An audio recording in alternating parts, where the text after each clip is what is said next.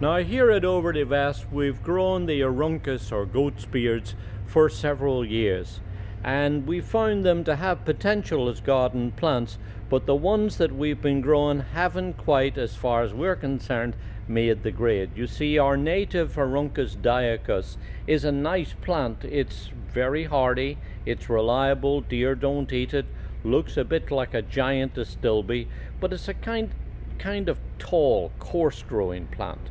Then there's a little Korean one called the heuchera. Now this is a beautiful, dainty little plant, but almost too small, only grows about 9 or 12 inches tall. But let me tell you that this hybrid has occurred called Misty lace, that's a hybrid between both of the two that I just mentioned. And this is a really elegant little perennial that I just love. Look at all of this lovely lacy foliage, bright green, sitting out, making a very nice proportioned plant, and then in early summer it produces these red stems, and on top of that all of these lovely feathery, elegant, dainty looking little flowers that really put on a terrific display in the garden. Here's a little perennial that grows about 18 inches to 2 foot tall, a perfect size for most of our gardens. What's neat about it is that it's hardy, it's easy to grow, it's very reliable, and deer don't eat it. And as you see, is a really lovely little thing to cut and bring into the house too, to put in a vase as a cut flower. What's interesting about this variety is that it turned up as a seedling in a garden of a very well-known and highly regarded plantsman, Richard Simon, in Moncton, Maryland.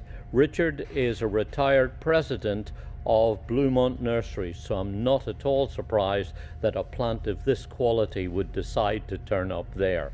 Then, thanks to the assistance of Dr. Alan Armitage at the University of Georgia, who found it and trialed it and then helped to get it into production, we're now able to grow it and make it available to you to try growing it in your garden too.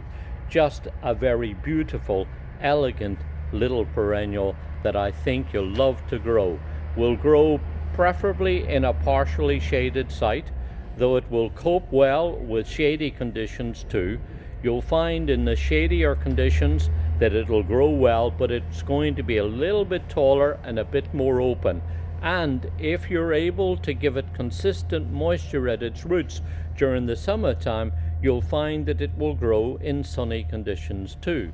But it's important so that it has plenty of retentive matter at its roots, that when you plant it, you dig in lots of organic matter.